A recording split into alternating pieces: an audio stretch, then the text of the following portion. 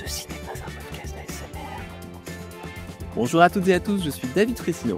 Et moi, c'est Maxence Pirard. Ensemble, on est scénariste et créateur d'histoires. Et justement, après des années dans ce métier, on s'est rendu compte que l'écriture restait encore un grand mystère pour beaucoup de monde. Que vous soyez passionné de storytelling, scénariste en herbe, professionnel ou simplement curieux de savoir comment naissent les grandes histoires, il y a tellement à découvrir. L'écriture, c'est vraiment la base de tout projet, que ce soit pour le cinéma, les séries, les documentaires, les formats courts. Et pourtant, peu de gens connaissent les rouages qui se cachent derrière ces récits. C'est ce qu'on explore avec Séquence, notre podcast qui plonge au cœur de la création d'histoires. Tous les 15 jours, on reçoit des réalisateurs, des scénaristes, des producteurs, des diffuseurs pour décrypter avec eux leur parcours, leur méthodologie, leurs astuces et aussi toute la partie business étonnante de ce métier. Et ce n'est pas juste pour les scénaristes, tout le monde peut y trouver de l'inspiration, que vous soyez auteur, créatif ou simplement fan d'histoires bien racontées. Et si vous aimez ce qu'on fait, une chose à faire, nous soutenir pour nous permettre de produire de nouvelles émissions plus régulièrement. Rendez-vous sur Patreon ou Tipeee via les liens en description. Le podcast est disponible en audio sur Spotify, Deezer, Apple Podcast et en vidéo sur YouTube. Alors abonnez-vous, activez la cloche, mettez-nous 5 étoiles et relayez nos formats courts sur les réseaux sociaux. Merci pour votre soutien et à très bientôt pour un nouvel épisode de Séquence. À très vite. J'ai plus de 20 scénaristes que tout contract. Henri, c'est François. Je te rappelle au sujet de notre scénario. C'est ça qu'on appelle un flashback? Nous sommes au regret de devoir vous annoncer que votre manuscrit n'a pas été retenu par notre comité de lecture. On ne peut plus se payer le luxe d'investir dans des choses aussi superflues qu'un scénario. Oh, tu sais bien, je lis jamais les scénarios. Je vais lui faire une offre qu'il ne pourra pas refuser. Quand il s'agit de faire un film, les rêves ne suffisent pas. Je crée pour vivre.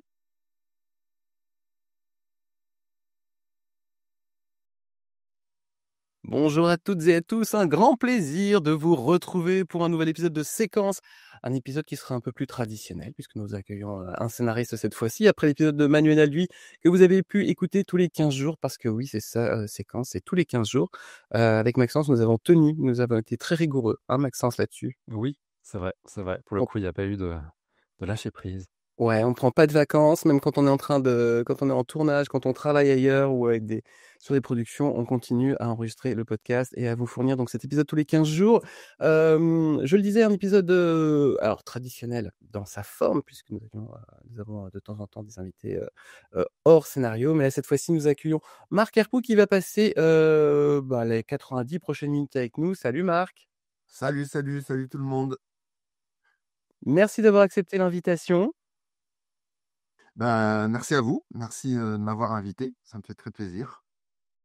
Marc, on est très content de te recevoir sur Séquence. Nous, on te connaît parce que tu as commencé en tant que storyboarder et maintenant tu es plus officiellement scénariste.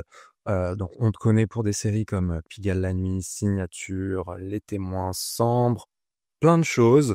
La première question que je vais avoir pour toi, c'est comment elle s'est passée la passation entre le storyboard et le scénario? Avant le storyboard, il y avait la BD. Je n'ai jamais travaillé dans la BD, mais c'est un point commun qu'il y a avec Marie Hénard qui est passée sur votre plateau.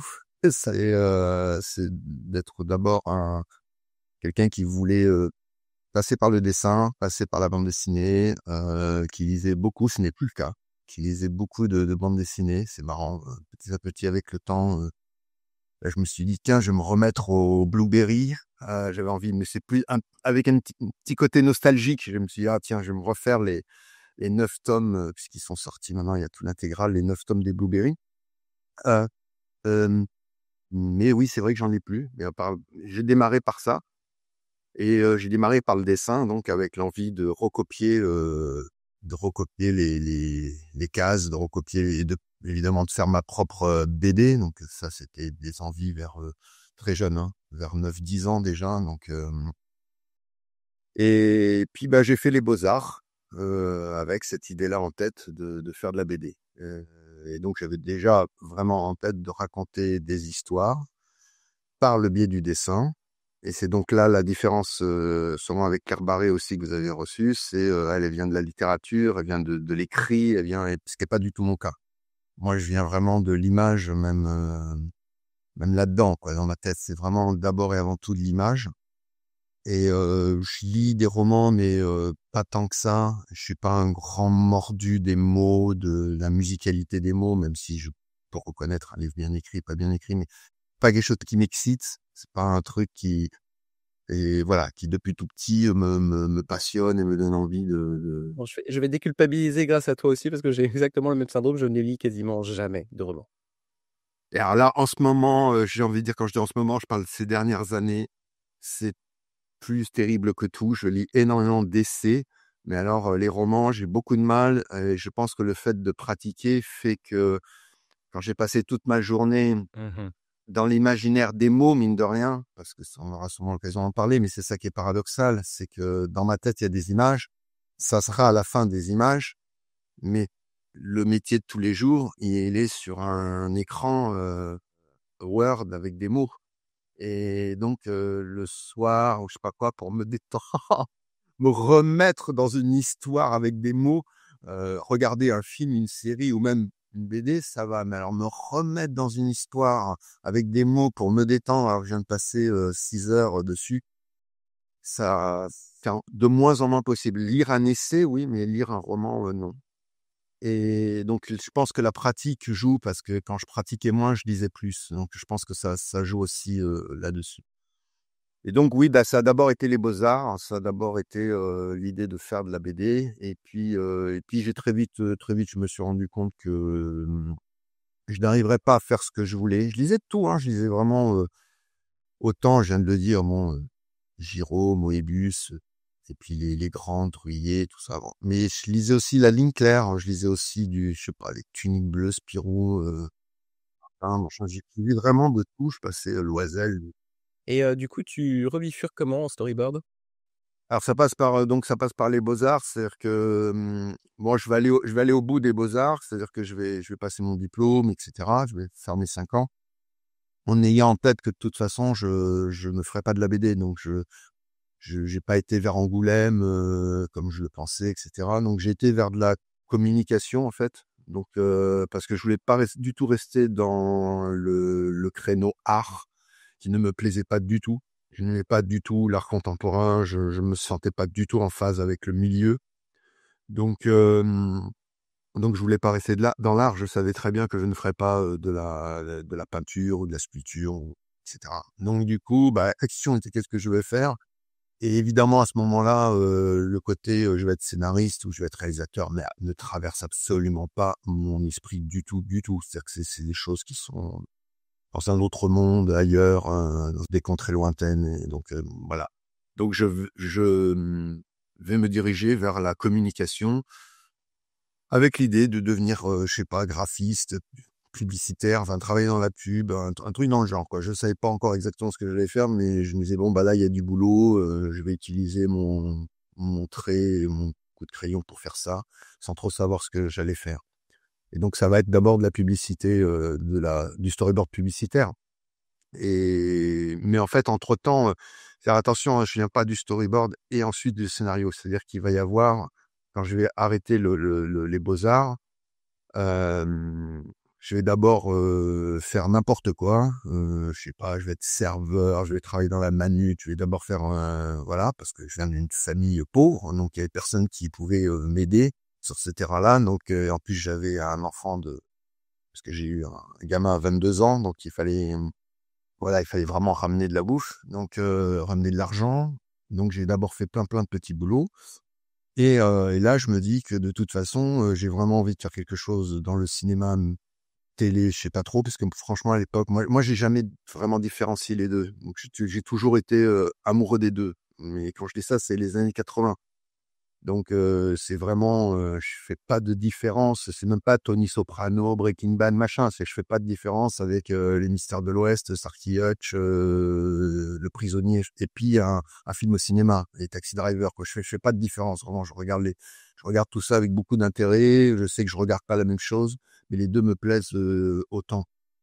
Et donc, du coup, j'ai envie d'aller vers l'audiovisuel, on va dire ça comme ça, sans trop savoir faire quoi, mais c'est là que je vais intégrer encore une autre école, c'est-à-dire après mes 5 années d'études aux Beaux-Arts, je vais me retrouver à faire 3 années à l'ESRA. Et donc à ce moment-là, je fais pas encore de storyboard du tout. Et donc j'ai déjà en tête de faire quelque chose dans l'audiovisuel. C'est vraiment en sortant de l'ESRA que je vais faire du storyboard. Et là, Marie y est pour beaucoup, parce qu'on se connaît tous les deux depuis un moment maintenant.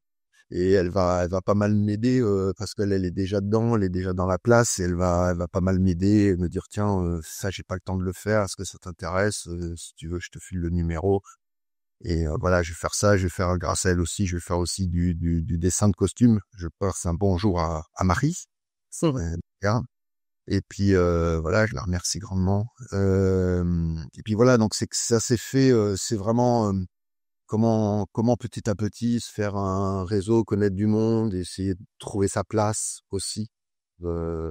Mais la place que je voulais, c'est celle que j'ai aujourd'hui, c'est vraiment être scénariste. Mais ça, à ce moment-là, j'en ai pas encore conscience. Même à l'ESRA, j'ai encore dans l'idée que je pourrais être réalisateur ou je pourrais faire autre chose. Toi, tu as un profil qui est très particulier et que j'aimerais creuser assez rapidement dans l'entretien parce qu'il fait un peu écho à la façon dont tu travailles aussi avec Maxence. C'est-à-dire, c'est un binôme parce que toi, il y a une rencontre quand même qui est celle avec Hervé Admar, puisque vous avez co-signé les 3 ou 4 premières séries ensemble. Est-ce que tu peux nous raconter comment se fait la rencontre et qu'est-ce que ça provoque chez toi et qu'est-ce que ça amène que tu n'avais pas et qu'est-ce que tu lui as amené qu'il n'avait pas? Je pense que ça rejoint vraiment ce qu'on vient de dire là. C'est-à-dire que Hervé vient du graphisme. Il vient aussi d'ailleurs du graphisme publicitaire. Donc au départ, je pense qu'il y a quelque chose, c'est l'atome crochu, ce qui fait que vraiment on va se connecter l'un l'autre vient de ça. Parce qu'il a déjà travaillé avec d'autres scénaristes avant, mais ça n'a pas matché. Et je pense que la dimension peut-être moins graphique, car c'est quelqu'un qui parle vraiment en images tout le temps, et joue un rôle. Et donc je pense que ça, il y a vraiment quelque chose qui se joue entre nous à ce moment-là. On parle vraiment toujours d'image, et moi je parle toujours d'image, et ça lui plaît beaucoup. Et quand je commence à aborder une scène, je l'aborde d'abord sous l'angle de ce qu'on va y voir, de ce que ça va, sous l'angle graphique. Et donc dès qu'il me parle d'image, je suis pas en train de dire oui, ben ça on verra plus tard. Faut d'abord raconter l'histoire, ou je sais pas quoi. J'intègre totalement ces envies d'image, et voir des fois, je dis ah mais ça a pas marché parce qu'on va dans telle direction. On est vraiment en train de parler et quelque part on est en train de parler de réa aussi. Donc en fait ça lui déplaît pas. Il y a peut-être des gens qui auraient vécu ça comme une intrusion. Au début ça a été un peu bizarre pour Jean-Xavier de l'Estrade de voir ça. Il m'a dit qu'il avait pas du tout l'habitude d'avoir quelqu'un comme ça qui commence à parler de plans alors qu'il est scénariste. Mais moi, je défendais ce truc-là. Je dis, excuse-moi, mais là, je vais pas pouvoir changer du tout ma façon. C'est même pas ma façon de travailler, c'est ma manière d'être. C'est ce qui va faire mon inspiration. Donc ça sera écrit comme ça sera pensé comme ça. Et puis après, je te l'impose pas. Si je mets qu'à un moment il y aura un travelling avant, et puis tu sens qu'il y a pas de travelling avant pour toi, bah il y aura pas de travelling avant. C'est pas, je dépossède pas le réalisateur, mais moi, je ne peux pas écrire. Des choses que je te coupe, excuse-moi Marc, c'est des choses que tu mettais déjà dans l'écriture, les mouvements ou pas du tout? Ouais, tu étais déjà dans l'écriture? Ah ouais, c'est très, très écrit, ce que j'écris est très, alors je suis pas en train de découper, au sens, plan moyen, plan d'ensemble, on est d'accord, c'est lisible, les scénarios qui sont déjà découpés comme ça, et ça existait. Mais moi, par exemple, j'ai une grande affection pour les premiers scénars qu'on voit, même encore, par exemple, avec un Oliver Stone, quand il écrit Midnight Express, on voit qu'il le fait à sa main. On voit qu'il a envie de le réaliser. Ça sera pas lui, ça sera Alan Parker, mais on voit qu'il a envie de le réaliser. Et c'est vraiment écrit shot by shot. Alors il dit pas, il écrit pas. Il écrit pas les plans, mais vraiment, on n'est même pas dans l'intérieur. Ça, c'est quelque chose qui va être normé un peu tard. Hein. À partir des années 80, clairement, c'est entièrement normé, mais c'est quelque chose qui vient tard. Et il y a des gens qui écrivaient pas comme ça. Oliver Stone, après, même, c'est drôle parce que quand j'ai lu comment, je voulais à tout prix voir comment il avait fait ça en vrai, c'est-à-dire avant réalisation, JFK. Bon, c'est écrit vraiment intérieur, extérieur, etc. Mais les Midnight Express, c'est pas écrit comme ça. C'est quasiment du plan par plan. T'as petit 1, t'as un plan.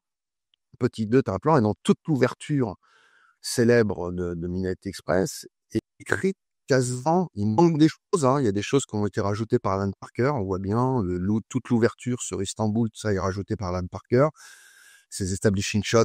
Mais avec lui, on rentrait directement dans l'hôtel. Et je pense qu'il avait besoin... Il a senti le besoin, peut-être même au montage, de mettre des plans pour faire respirer et qu'on comprenne un peu où on se situait avant de voir le personnage dans la chambre en train de se foutre la cam sur le corps.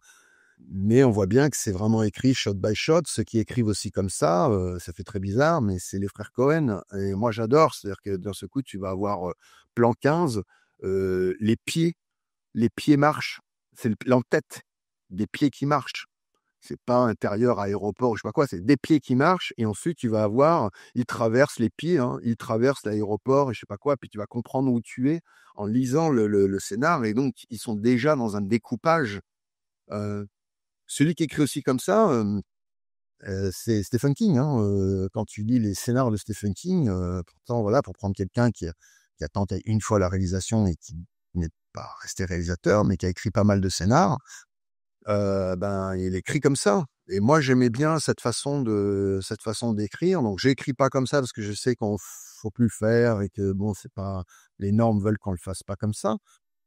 Mais je trouve que, en fait, c'est ça quand même que j'ai en tête et ça oblige à voir, ça oblige aussi à sentir combien ça va coûter. Parce que dès qu'on commence un peu à avoir des connaissances de ce qu'est un plateau, et ben on commence aussi à voir que là, ce qu'on est en train d'écrire, ça peut être vraiment très très lourd et que c'est pas de la littérature, quoi.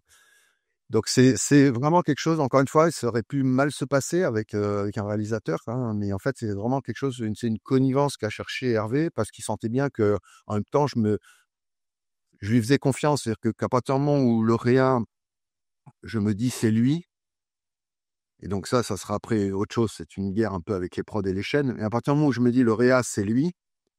Après, je fais plus chier. C'est-à-dire que d'abord, je suis pas sur les plateaux, parce que je m'emmerde, donc je suis pas.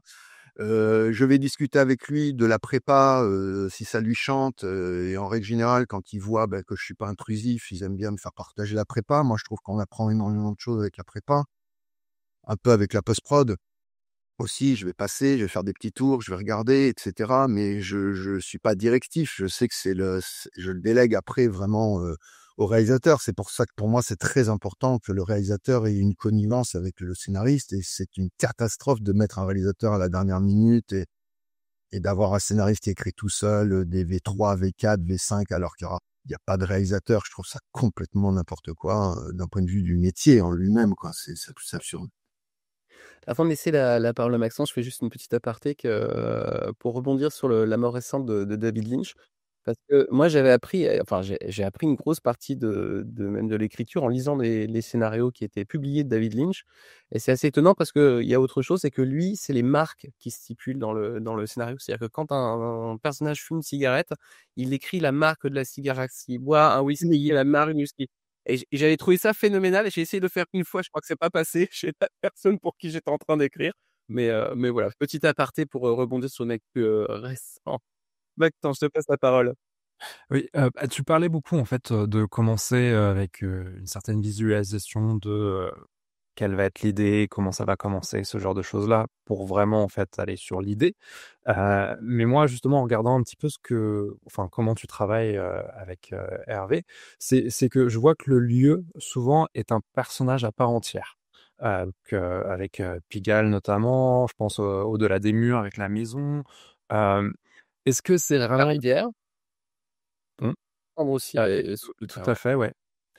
Est-ce qu'il y a une volonté de se dire: «On écrit quelque chose autour de ce lieu et après on développe une histoire», en faisant vraiment du lieu un personnage?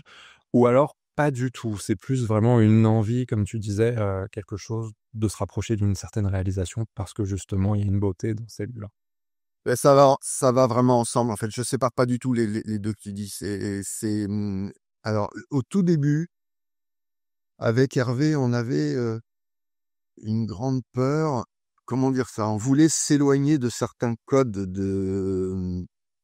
d'enquête criminelle, de séries policières, etc., françaises. Le problème, c'est que très vite, on va aller chercher des codes à l'étranger et faut pas.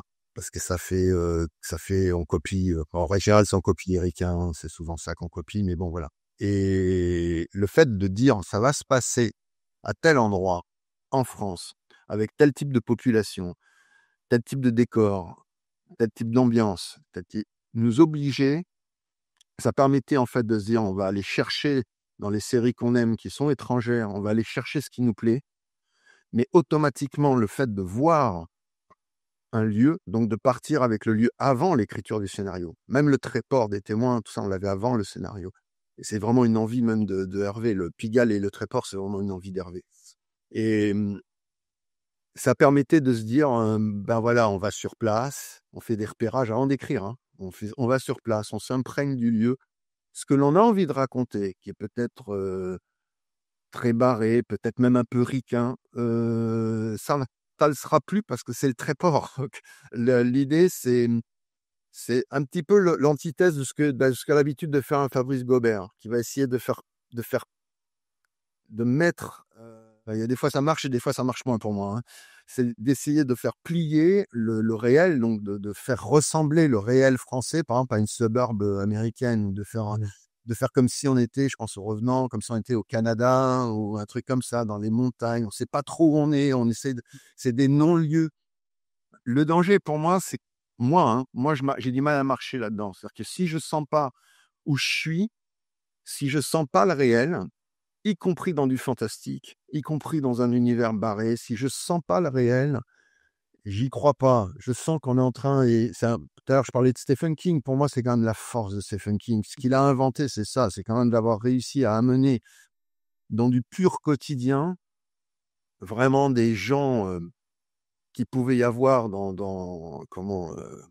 le Maine, qui connaît par cœur, des gens qu'il connaît par cœur, avec des situations de base de la vie quotidienne qu'on connaît tous par cœur. D'un seul coup rentre, s'infiltre le fantastique, et je pense que c'est ça pour moi donc voilà pourquoi le lieu est vachement important, que je travaille avec Hervé ou avec d'autres, hein. C'est vraiment de suite quand c'est la Sambre, quand Alice vient avec son enquête et que ça se passe dans la Sambre, c'est la Sambre. Donc, il faut penser la Sambre. Et en plus, bon, déjà, moi, je connais pas mal le Nord parce que, en fait, par la force des choses, j'ai beaucoup, beaucoup travaillé dans le Nord. Et puis, elle avait passé 2 ans d'enquête là-bas, à côtoyer tous les gens, à voir tous les gens qui avaient un rapport avec l'affaire. Donc, on était très imprégné de l'univers. Même si après, d'ailleurs, c'est drôle pour des raisons purement de tournage.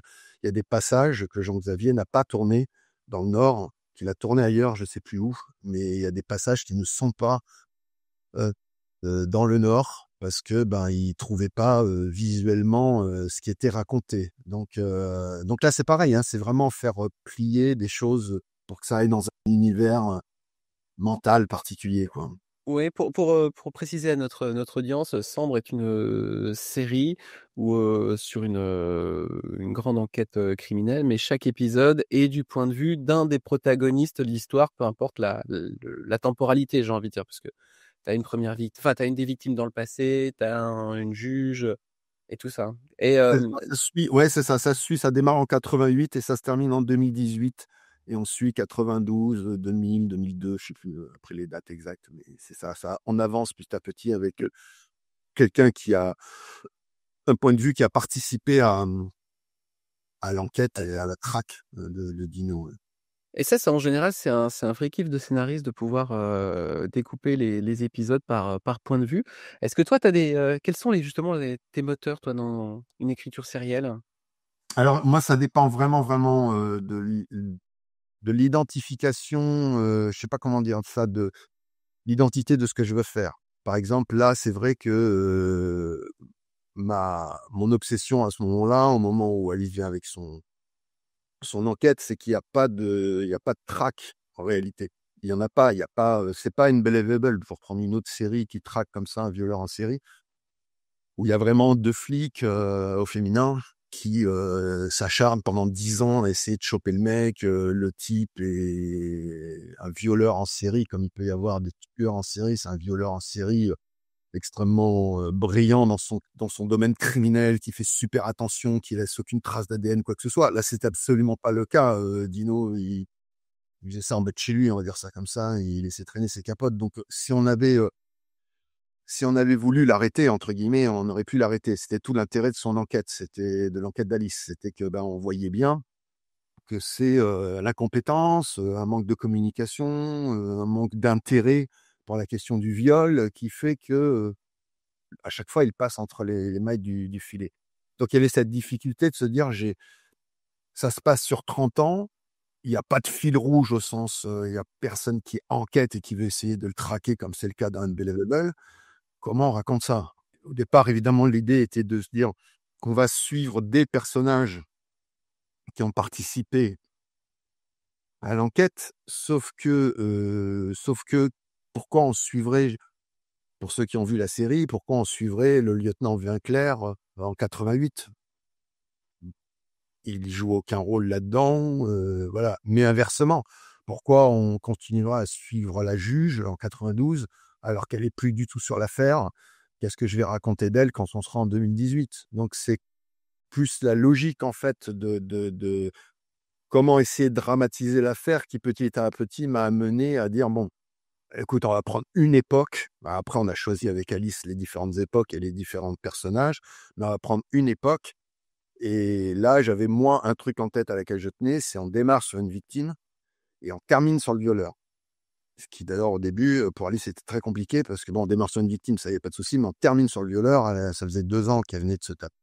Elle suivait son truc, où elle avait vu, je sais plus combien de victimes, plus de 60 victimes, etc., qu'elle avait interviewées. Et dire on termine sur le violeur, pour elle, ça faisait bizarre au début, quoi. C'était C'est comme si c'était quoi? Elle avait peur que ça soit un peu si on le mettait en lumière à la fin et que une qu'on restait là. complaisance, qu'il y a une forme de complaisance, voilà.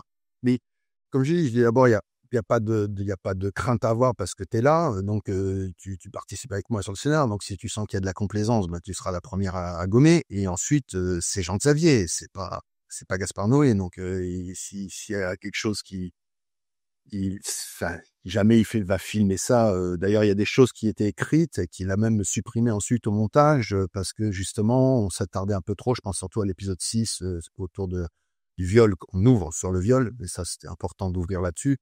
Et il y avait un peu plus dans le scénario. Il y avait un peu plus que ce qu'on voit. Et en fait, bah justement, dès que ça devenait complaisant, cut, on enlève. Et donc, du coup, il y avait ce truc de démarrer sur une victime pour montrer voilà ce que c'est. Voilà ce que c'est. Voilà de quoi on parle, hein. On parle de la destruction totale d'une vie. Voilà, cette personne Christine sera plus jamais la même. Il y aura un avant et un après et on reviendra jamais à ce qu'elle était avant. Et voilà, à la fin, le type qu'on cherche à avoir, il est là.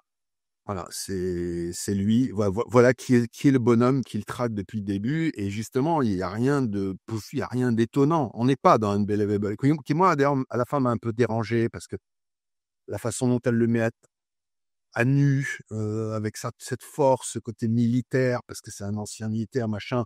Il y avait ce côté prédateur, méchant, qui est un peu monstrueux et qui du coup, pour moi, je trouve peut d'un seul coup, en tout cas certaines personnes qui sont attirées par ce genre de choses, dire ah, si j'étais un violeur, ça pourrait être lui, alors que je pourrais être lui, hein, c'est à la Mackie, quoi, la Robert Mackie. Si j'étais ce gars-là, je pourrais être lui. Mais justement, moi, je voulais absolument pas si j'étais un violeur, je serais Enzo, le personnage d'Enzo, bah, bouf, t'as vraiment envie d'être ça? Non, en fait, il y a rien d'attirant là-dedans. Et donc, d'où l'intérêt d'ouvrir et de fermer. Puis après, en effet, on a déterminé à quelle époque, quel personnage était le plus intéressant à l'intérieur de cette pseudo-traque. Quand on est sur une série qui justement est basée sur des faits réels, quelle est la balance à trouver entre justement fiction et réalité? Moi, je pars du principe qu'il y a quelque chose qu'on ne peut pas trahir, ce sont les faits. À partir du moment où on est sur du fait réel, on ne peut pas trahir les faits. C'est-à-dire que là, tout l'intérêt... Donc, ce que j'appelle les faits, c'est l'affaire en elle-même, en l'occurrence. Hein, c'est l'affaire. À partir du moment où il y a eu ça, on se doit d'en parler. Et à partir du moment où il n'y a pas eu ça, on se doit de ne pas le mettre, même si dans notre imagination, ça serait super qu'il se passe cette chose-là. Si elle n'a pas eu lieu, elle ne doit pas avoir lieu. Après, c'est tout pour moi, c'est la limite. C'est la limite, on ne peut pas tricher là-dessus. Okay. Après, sur les personnages, à partir du moment où Alors, je reviens en arrière, parce que moi, j'ai fait L'Embrasement aussi, qui est un film sur la mort de Zied et Bouna, que j'ai écrit en 2006, je crois, si ma mémoire est bonne. Ouais, c'est ça. C'était Et lors des émeutes de 2005, voilà, donc c'était 2006 et qui est sorti en 2007, juste avant l'élection de Sarkozy.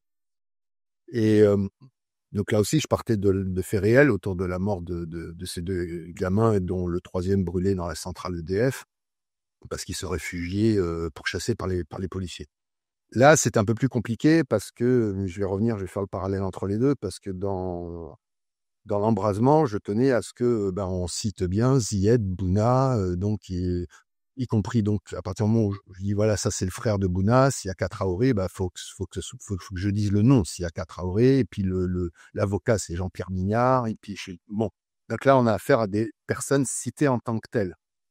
À partir du moment où on cite ces gens, là c'est pareil. Pour moi en tout cas, je vais avoir beaucoup de mal à leur faire dire des choses qu'ils n'ont pas dites, ou je sais pas, à faire la personne divorcer alors qu'elle est mariée, ou y compris dans la vie intime, quoi.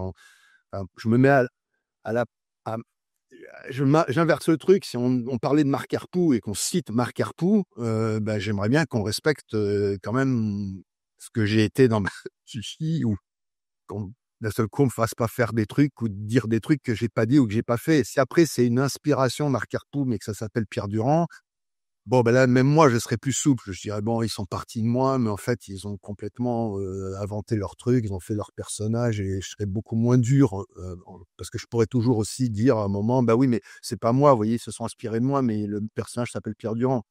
Donc je fais attention à ça parce que j'essaie de me mettre toujours dans la peau de l'autre, quoi.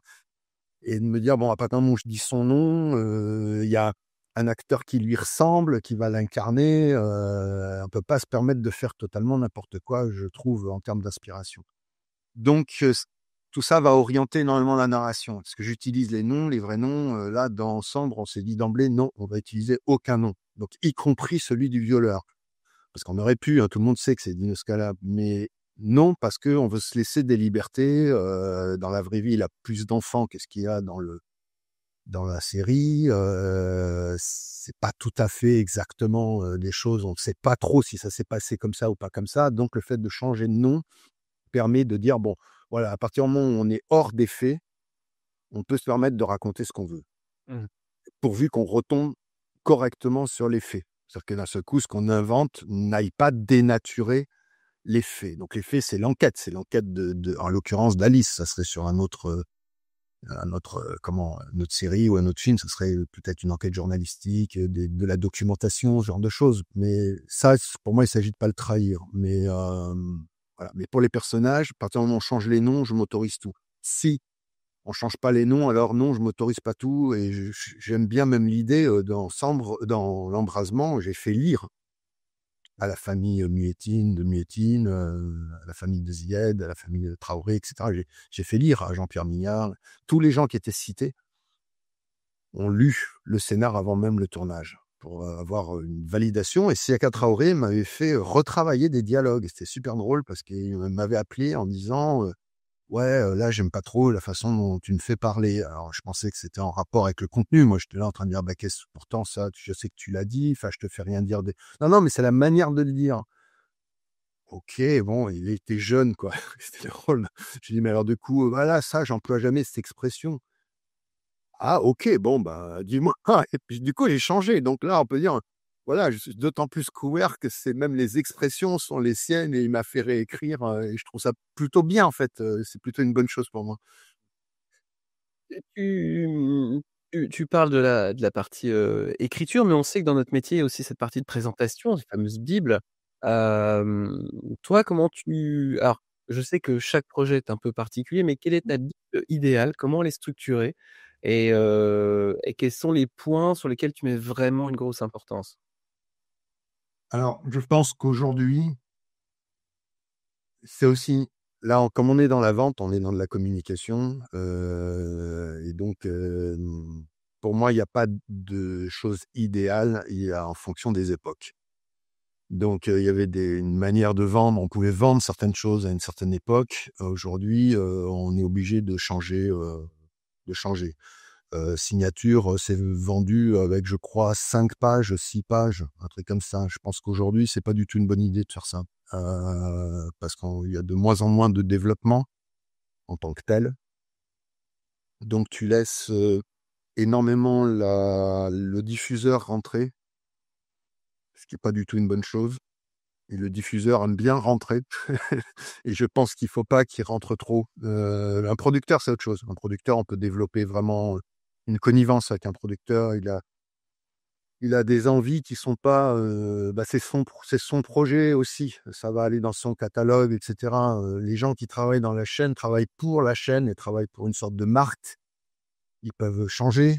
Ils ont des objectifs, comme on dit, en entreprise, avec des choses qu'ils doivent faire, pas faire, des grilles de lecture, des tableaux Excel, etc. Tout ça est compliqué. Donc, avec un diffuseur, c'est compliqué parce qu'on ne s'adresse pas à une personne, on s'adresse à un diffuseur. Et la personne qu'on a là, on sait très bien, puis je l'ai vraiment vécu pour avoir tout vu des gens qui étaient dans des chaînes et qui ensuite se retrouvaient dans des prods, et c'était plus du tout les mêmes personnes.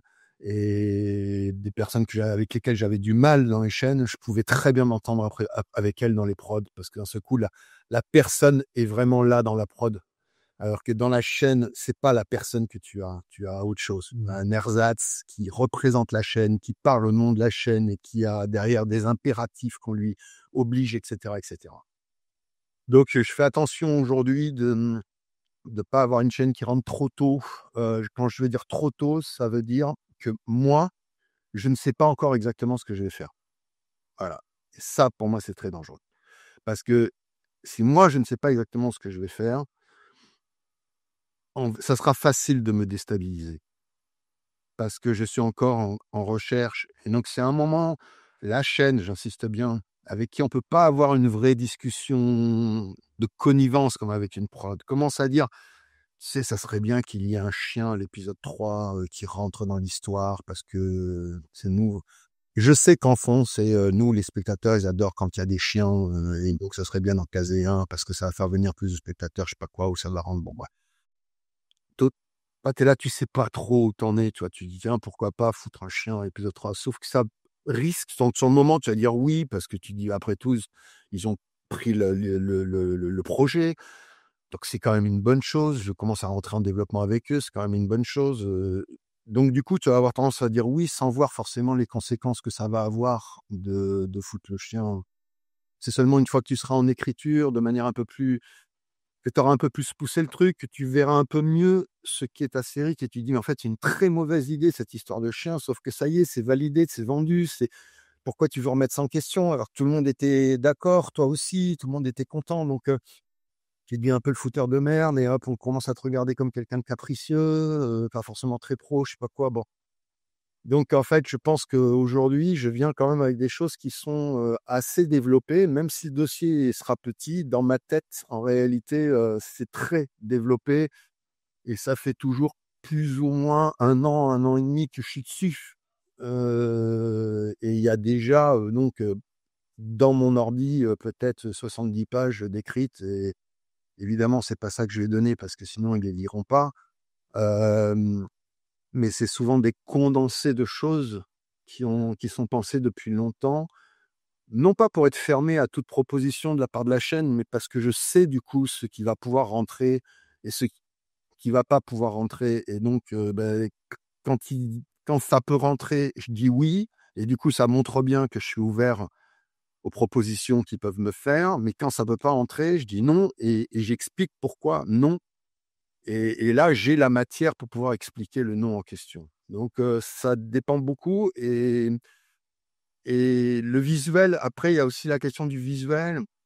C'est l'idéal de mettre un visuel, mais il faut faire très attention à quel visuel on va mettre. Il faut vraiment travailler avec un graphiste, surtout pas de l'intelligence artificielle, c'est tout naze, c'est tout moche. Il faut vraiment travailler avec un graphiste qui ait une cohérence dans le projet, qu'on puisse sentir. Faut pas que ce soit trop marqué non plus autour d'un réa, parce que sinon après ça empêche le réa aussi de pouvoir rentrer dans l'œuvre. Donc il faut que ça soit quand même un petit peu générique. Il faut pas que ce soit trop poussé dans la direction artistique, que ça puisse laisser des ouvertures au réa, qui se braque pas et qui puisse faire ses propres recherches. Et puis je pense que des fois, même s'il y a pas d'image graphique, de mood board, le fait de décrire les choses et d'être capable, à l'intérieur du document, de faire des vraies descriptions de scènes, en fait. de scène, pas simplement la couleur du décor, mais de faire vraiment des descriptions de scènes qu'on sente en lisant que c'est pas qu'un résumé d'histoire ou qu'on sente véritablement qu'on rentre dans une dramaturgie. Et ça aussi, ça aide énormément à la vente, en fait, parce que une fois que le lecteur est pris à l'intérieur du projet, il va avoir envie d'en savoir plus. Bon, et moi, c'est ça mon truc, quoi. C'est que le gars, il doit avoir envie ou la nana doit avoir envie d'en savoir plus et d'avoir envie d'en lire plus. Il y a pas si longtemps, on a reçu Stéphane Carrier qui nous parlait justement de High Potential, qui a été justement basé sur HPI. Et j'ai vu qu'il s'est un petit peu passé la même chose avec Pigalle, sauf que c'est un projet qui n'a jamais vu le jour, mais il y a eu une adaptation américaine.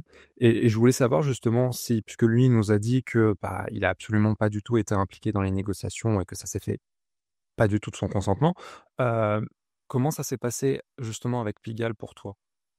Alors, la série n'a pas vu le jour, mais je peux confirmer que on n'est pas du tout impliqué, mais pas du tout. C'est des jeux de prod, donc c'est tout. C'est la prod. Donc à l'époque, c'était Fidélité qui détenait, enfin Lincoln TV Fidélité qui détenait le truc, et puis il y avait un gars qui, alors, pour le coup, j'avais rencontré le type, mais c'est un pur hasard. À un moment, j'ai été amené à rencontrer le producteur qui voulait le faire aux États-Unis, et j'avais demandé au moins à ce qu'il m'envoie les trucs. Je savais très bien que je pourrais pas être impliqué, puis j'en avais pas forcément envie.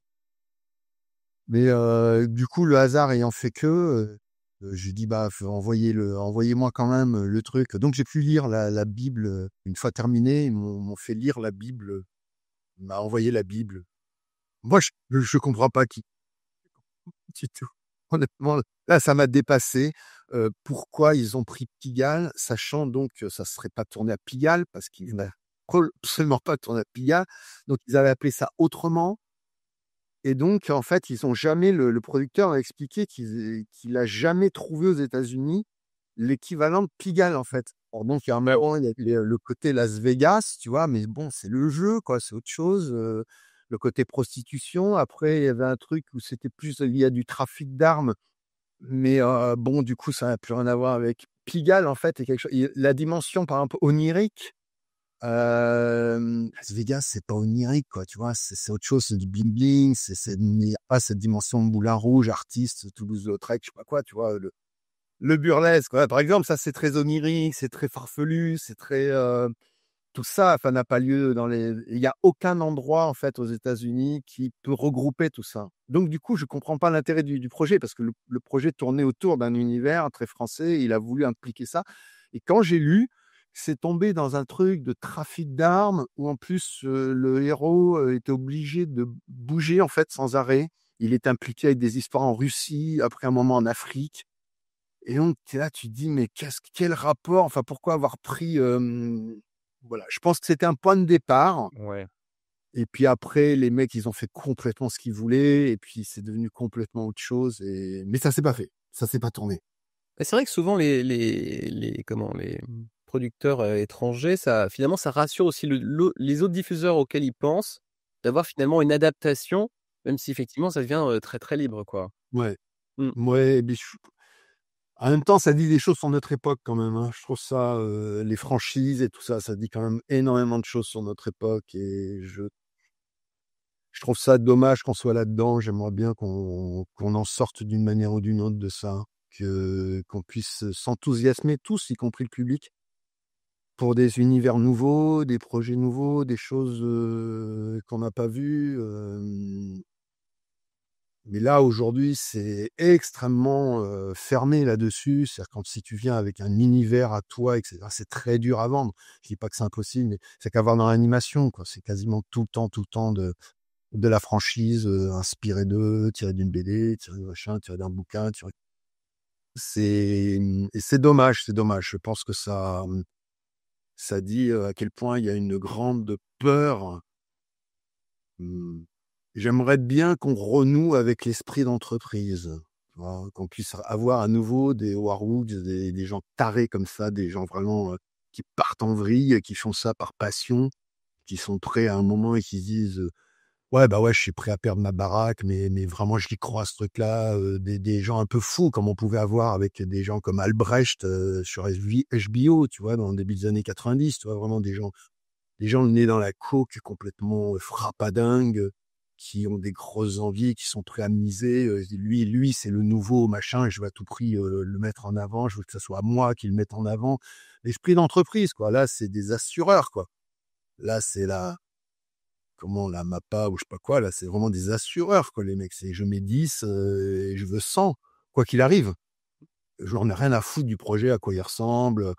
Que mon nom il soit associé, je m'en tape complètement, je m'en fous. L'important, c'est que je retrouve mon pognon et que je fasse une culbute dessus. Et il n'y a plus aucune passion, il n'y a aucune envie. C'est la première préoccupation, c'est est-ce que ça va marcher, combien le public et comment on appelle ça, là, les toutes mesures d'audience, machin, bon bref, toutes les études de marché, c'est tristouné. Ouais, alors que c'était la promesse quand on a eu l'ouverture avec les nouvelles chaînes de la TNT, avec le CAPSAT Oui. et après avec les plateformes, c'était que la promesse du spectateur, et peut-être la promesse des créateurs, enfin, ce qu'on attendait comme le Graal, c'est de se dire, ah, voilà un nouveau canaux qui vont du coup devoir miser sur une originalité pour se faire connaître. Et effectivement, c'est un peu comme YouTube d'ailleurs, hein, si tu regardes bien les vidéos YouTube aujourd'hui, et c'est de la télé en fait, hein, c'est de la télé finie. Ça se lisse quoi. Toi, tu tires le même constat en plus avec cette expérience-là que tu as eue du coup entre Canal, Arte et tout ça, tu sens que maintenant c'est plus Oh, compliqué. bon, oui, mais ça faisait un moment, hein, honnêtement, c'est une lente dérive. Ça commence à se formater vraiment. Bon, si vraiment on remonte, le tout début du formatage, il commence à se faire à partir des années 80, le tout début, hein. Alors, c'est encore très, très open. On a encore un Hollywood qui ressemble encore à Hollywood. On a encore quelque chose mais c'est là que ça commence. Le, C'est là que ça commence à se refermer autour de ce qu'on va appeler ce qu'on appelait le nouvel Hollywood, qui commence à perdre la main parce qu'il y a aussi des frappadingues. C'est ça le truc, hein, c'est que tu vas avoir aussi des chiminos qui s'en foutent et qui sont capables de foutre 3 studios par terre pour arriver au bout de leurs rêves, des Coppola avec Apocalypse Now, etc. Bon, des trucs de malades. Mais donc ça, déjà, il commence à y avoir une capture qui fait que c'est de moins en moins possible. Et puis, on commence à rentrer dans une forme de formatage à partir des années 90 qui commence à devenir très, très visible, y compris à la télé, hein. On le voit avec l'évolution de Canal en soi. Je parle vraiment pas que des œuvres, des séries ou des films ou quoi. L'évolution de Canal, ça se resserre de plus en plus et de plus en plus.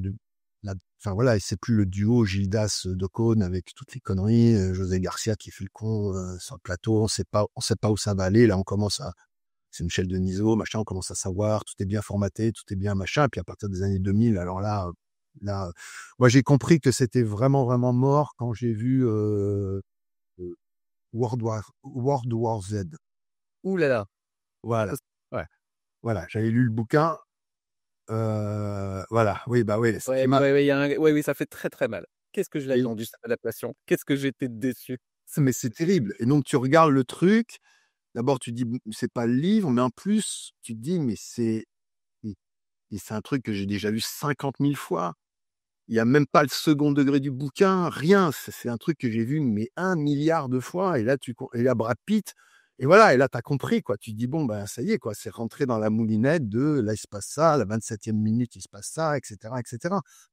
Donc c'est un formatage à tous les niveaux. Je parlais des années 80 parce que ça démarre là avec Sitfield, hein, aussi. À la 27e minute, il doit y avoir un plot point, et à la 87e, et cetera. On est dans un truc qui est déjà très, très calibré et qui va l'être de plus en plus. Et alors là-dedans, il y a des moments de liberté. Pourquoi? Parce que ben, justement, il y a des gens qui sont en train de se dire: «Je n'ai pas d'autre choix que de me faire un truc complètement dingue». C'est le cas d'Albrecht avec HBO, ça va tellement mal. C'est le cas aussi après avec AMC. Ils vont tellement mal ils se disent: «Nous, on doit être à contre-courant, on doit faire un truc, ça passe ou ça casse, quoi. On doit faire un truc qui doit faire parler de nous, quoi qu'il arrive». Donc il se tourne vers Fontana, il lui dit: «Quelle série t'as jamais réussi à vendre nulle part?» L'autre, il lui parle de Oz, dans des prisons, un truc super dur. Bah, c'est ça qu'on va faire, parce qu'il l'obsession d'Albrecht, on doit parler de HBO, tu vois? Donc c'est ça où on meurt. Donc, et à partir de là, ben, ça commence à devenir quelque chose d'original et qui va donner un énorme souffle, et d'autant plus que Hollywood a de moins en moins de souffle. Donc, c'est comme ça que petit à petit, il va y avoir un truc où les séries vont prendre de plus en plus de place, où la télé va prendre de plus en plus de place sur le cinéma. Et aujourd'hui, tu as clairement des œuvres majeures à la télé qui... Alors, heureusement, tu en as encore au cinéma, mais tu as beaucoup de choses que tu dis, mais qu'est-ce que ça vient foutre au cinéma, ce truc-là? Et voilà, c'est très aujourd'hui, franchement, enfin, ça fait un moment, hein, mais le cinéma n'est plus du tout synonyme d'auteur et la télé synonyme de commercial. Plus du tout, du tout, du tout. C'est un mix entre les deux. Tu vas avoir vraiment les deux dans les deux médiums. Tu fais aussi des formations et des workshops, et je voulais savoir simplement, en fait, comment ça s'est mis en place et comment, pour toi, en fait, ça t'a donné envie d'en dire un peu plus sur le scénario aux autres. Alors ça, c'est vraiment un vrai hasard, parce que donc au départ, j'avais, je crois que c'est encore une fois par le biais de Marie Hénard, comme quoi, hein, Marie, elle est partout. Elle m'avait proposé de de donner des cours dans une école de graphisme et de communication, etc., qui s'appelle Créapol. Et donc, je me suis retrouvé à faire, sur Paris, je me suis retrouvé à faire ça pendant un petit moment, axé sur le storyboard, donc, sur faire des cours sur le découpage, qu'est-ce que ça veut dire que de passer, de faire un storyboard sur des gens qui allaient travailler ensuite sur de l'animation, sur des effets spéciaux, etc., etc. Et dans ce cadre-là, à un moment, ça démarre avec la FEMIS et puis le CEA, les deux en même temps, qui demandent si je veux faire des choses sur des interventions comme ça de 3 heures, 4 heures. Au départ, c'est assez court. Sur écrire une série. Qu'est-ce que ça veut dire que d'écrire une série? Je venais de sortir Les Oubliés. La différence qu'il pouvait y avoir entre écrire une série et un unitaire. Parce que c'était vraiment le tout début, hein. Là, je parle, c'était vraiment en 2007, 2006, 2007, dans ces eaux-là. Ouais, 2007, je crois. Et donc, les gens ne savent pas encore. Et donc, dès que tu as quelqu'un qui a une expérience comme ça, il est vite sollicité pour, bah tiens, fais partager un petit peu, qu'est-ce que tu as rencontré comme problème, etc. Et comme je donnais ces cours et tout ça, bah, il y avait en fait un truc qui s'est mis en place, qui était, au lieu de faire une simple masterclass avec, comme là on fait, c'est dans une simple interview, ce genre de choses, j'étais venu avec un truc un peu plus structuré en me disant, bon ben les gens attendent quelque chose, donc je vais faire un peu comme avec mes cours à Créapol, je vais venir avec quelque chose d'un peu plus structuré. Et là, il y a Patrick Vanetti du CEA qui commence à me parler de choses qu'il aimerait avoir dans son école, si je connaissais quelqu'un ou quoi. Et je lui dis: «Mais en fait, ça, c'est marrant parce que c'est des choses sur lesquelles moi, j'ai bossé, moi, pour moi». Donc ça, par exemple, ça a été le cas sur les genres, parce que je trouvais pas ce que je voulais sur les genres. Donc quand je suis sorti du CEA, je trouvais que les genres étaient... Je prends l'exemple des genres, mais après je l'ai fait sur d'autres choses, mais je prends l'exemple des genres. Je trouvais que les genres étaient un point d'entrée d'enfer. Pour cerner une idée, commencer à choper des codes, aller volontairement au début peut-être vers des formes de stéréotypes pour mieux s'en dégager, etc., etc. Le genre était un moyen de développer ce que Troubi appelle la prémisse. C'était un moyen de développer ça, avant de rentrer dans de la structure, avant de structurer. C'était un moyen d'identifier ce que j'ai envie de faire et comment je vais le faire. Bon, donc je commence à chercher des bouquins sur les genres. Donc là, on est en 97, 98, un truc comme ça, hein. Je cherche des bouquins sur les genres. Je vais trouver des trucs assez, pas très, assez petits en fait, hein, des choses très succinctes sur les genres. Ou alors après, c'était le gros volume, mais alors sur la SF. Et pas que la SF. Le film noir. Mais sur les genres en règle générale, c'était des petits fascicules comme ça, entièrement axés sous l'angle historique. L'histoire du genre, depuis donc le muet jusqu'à etc., etc. Et puis des exemples de films, des titres de films comme référence, etc., etc. Et c'est tout. Donc pas ce que moi je veux, pas du tout l'aspect narratif, les codes de la narration, etc., etc. Donc ça, on pouvait à la limite le trouver, mais dans un gros bouquin comme ça, sur un genre particulier, et puis des fois très très qui s'adressait vraiment à des geeks, genre même pas le film d'horreur, tu vois, genre le gore, hein. Donc un truc bien bien spécifique. J'avais trouvé le cinéma érotique, tu vois. On fait des trucs comme ça. Bon. Et du coup, je me suis dit, bon, en fait, ce que je veux, ça y est pas. Donc, nourri de tous ces livres que j'avais lus, etc., je vais faire mon propre truc. Mais au départ, je pense pas du tout en faire un séminaire. Je vais faire mon propre truc à moi, faire toute une réflexion pour moi en tant que créateur. C'est-à-dire que je pense pas du tout à le transmettre de rien du tout. C'est juste, je vais faire un travail personnel. J'ai fait la même chose après pour la série. À l'époque, il n'y avait pas du tout, même Nicolas Loussoardi, tout ça n'existait pas. Quand j'ai commencé à faire mes séminaires, il n'y avait rien du tout. Il n'y avait que dalle. Même Troubi n'avait pas fait son truc sur la série, qui était d'ailleurs pas terrible. Autant celui de Loussoardi était bien, autant Troubi, que j'aime beaucoup. J'ai été déçu sur la série. Je pense qu'il n'a pas compris ce qu'était la série. Et donc, du coup, je développe des trucs à moi. Par exemple, de la narration complexe, qui est une autre de mes formations. C'est sur toutes les narrations non linéaires. Donc, chorale, parce que complètement éclaté ou éclaté dans le temps, tu vois, rempli de flashback, flash forward, tu vois, comme peut faire un Jonathan Nolan ou, tu vois, Arriaga avec Babel, justement, ou 21 grammes, quoi, des trucs complètement farfelus, tu vois, où tu as plusieurs histoires qui s'imbriquent les unes dans les autres, à la Pulp Fiction, tu vois. Comment tu structures ça? Comment tu fais pour structurer ça? Donc, tout ça, c'est des choses que j'ai faites au départ pour moi, parce que j'étais attiré par des narrations de ce type et qu'il n'y avait rien. C'est-à-dire que quand tu lis du Mackie, du Troubi, Lavandier, ou je prends exprès des gens du très haut level, il n'y a pas là-dessus. Il n'y a pas sur ce type de narration. Donc, les trois en question, là, les genres, la narration complexe et là, c'est le moteur sériel, c'est des choses que j'ai créées, en fait, pour mon travail à moi. Et en parlant avec Patrick, qui me dit, mais fais-le partager, ça, etc., etc. Et puis en fait, ça va super bien marcher. Et maintenant, ça fait quasiment 10 ans que je fais ces séminaires-là. Et tous les ans, ça remplit parce que ça intéresse et que bah, tu le trouves pas ailleurs, quoi, en fait. C'est ça le truc, c'est un travail personnel, en fait.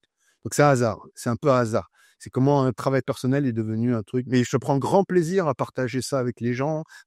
J'adore ça, ça me fait rencontrer d'autres, peu importe, dedans il y a des réalisateurs, des producteurs, des scénaristes avec qui je peux discuter, on partage une passion, c'est ça d'abord, et puis c'est vraiment une réflexion, c'est-à-dire que je viens pas du tout avec je viens avec un savoir et qui est inscrit dans le ciel des idées, c'est voilà ma réflexion, les genres, ça va quand même, c'est un truc qui s'est étalé, ma recherche personnelle s'est étalée sur pratiquement 10 ans.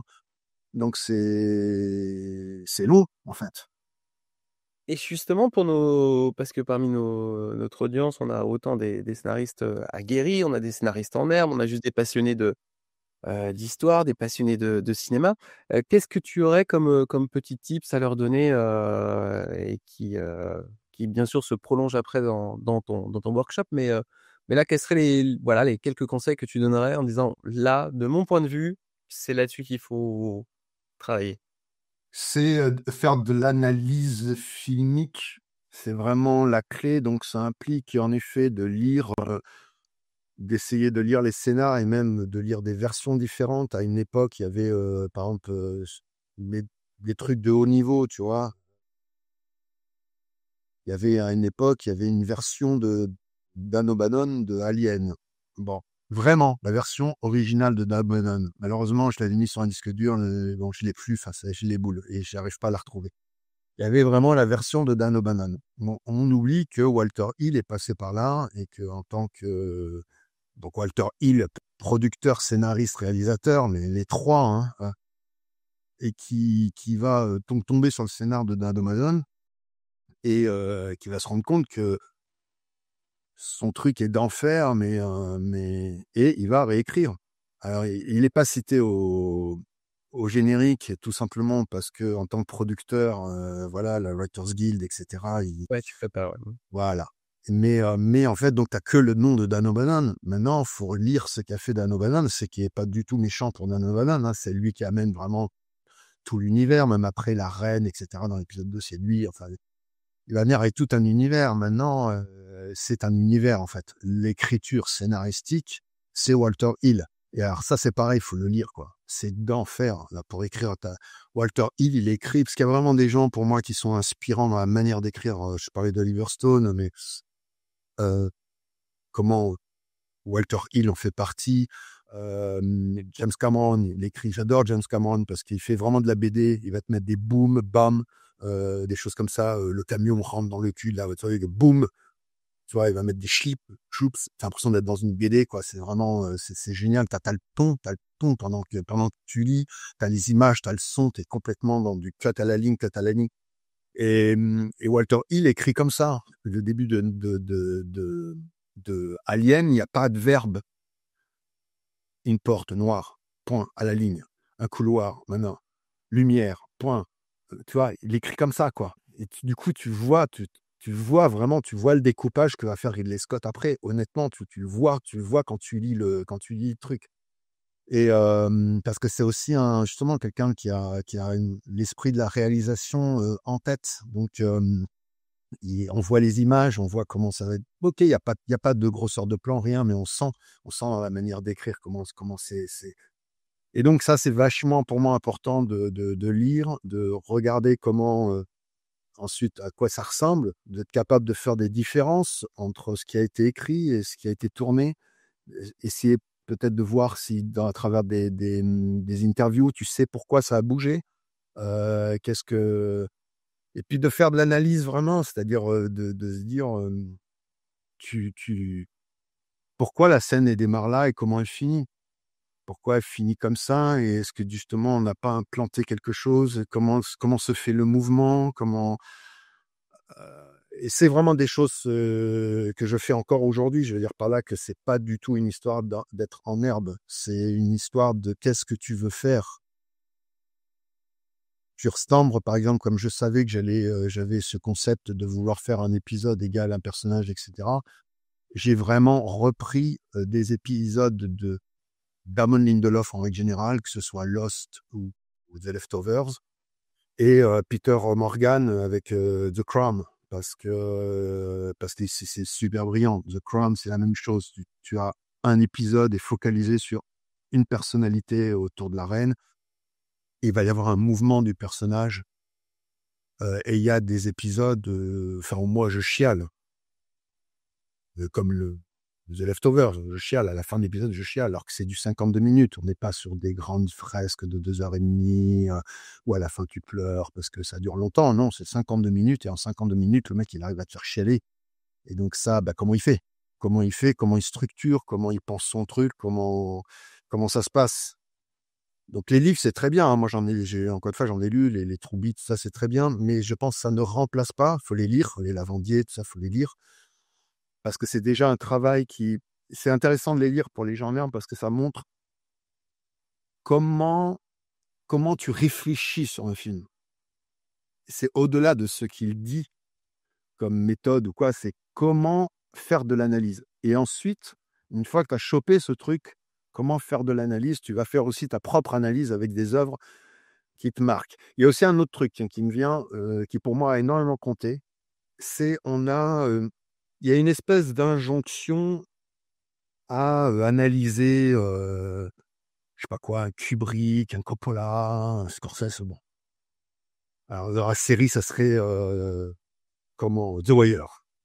Faut analyser The Wire, etc., parce que chef-d'œuvre, etc.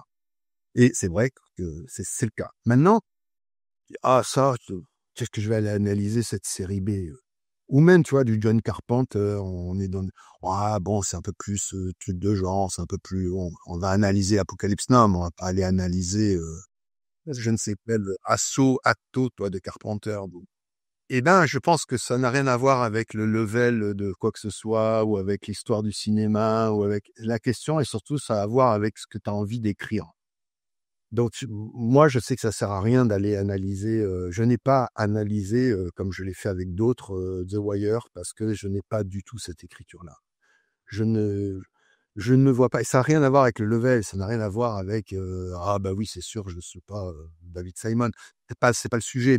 C'est là aussi, je suis pas Damon Lindelof, mais il y a quelque chose chez Damon Lindelof par rapport à une certaine inspiration qui me fait dire, je vais aller l'analyser parce que là, je sens que lui, il va m'apporter quelque chose. Donc, même sur des séries B, et là, je rejoins un petit peu un Tarantino, tu vois, il y a l'analyse, oui, on va faire de l'analyse du cinéma de série B hongkongais parce que j'ai envie de m'en servir pour faire quelque chose et je vais faire une greffe avec du Godard ou du Melville, etc. On va analyser en fonction d'une source d'inspiration et ça sert à rien d'aller analyser 2001 l'Odyssée de l'espace si t'as ah bah oui, mais c'est Kubrick, oui, mais on s'en fout. Je dis ça même par rapport à Citizen Kane ou ça. Après, c'est pour ton propre plaisir, ça c'est autre chose. Mais là, vraiment, pour apprendre, l'idée d'apprendre, c'est vraiment, j'ai envie d'aller vers ce cinéma-là, bah, je dois le décortiquer. Et quand je dis analyser, attention, je suis pas en train de dire de le regarder, parce que ça, les gens l'ont déjà vu, revu et revu. Non, non, je parle vraiment d'aller, je fais pause, je marque ce qui vient d'être dit là, c'est quoi la scène en tant qu'unité d'action, c'est quoi la scène, je résume la scène, Pierre va faire ci et va faire ça, ok, tiré à la ligne, là c'est une autre scène, ah ok, là maintenant on est sur Julie qui fait ci et qui fait ça, et je mets le timing à côté, combien de temps ça dure, combien de temps, et du coup après j'essaye de regrouper quels sont les points communs qu'il y a entre toutes ces scènes qui font que là on va passer dans une nouvelle séquence ou dans un nouvel acte, etc., etc. Et c'est sentir petit à petit comment ça a été construit et de ne pas avoir peur à un moment d'en faire plusieurs comme ça et de se dire il y a des choses qui reviennent et moi dans mon travail il va falloir soit que j'aille dans le même sens, soit si je vais dans un sens différent, pourquoi je n'appliquerai pas la même chose, pourquoi je veux faire autrement.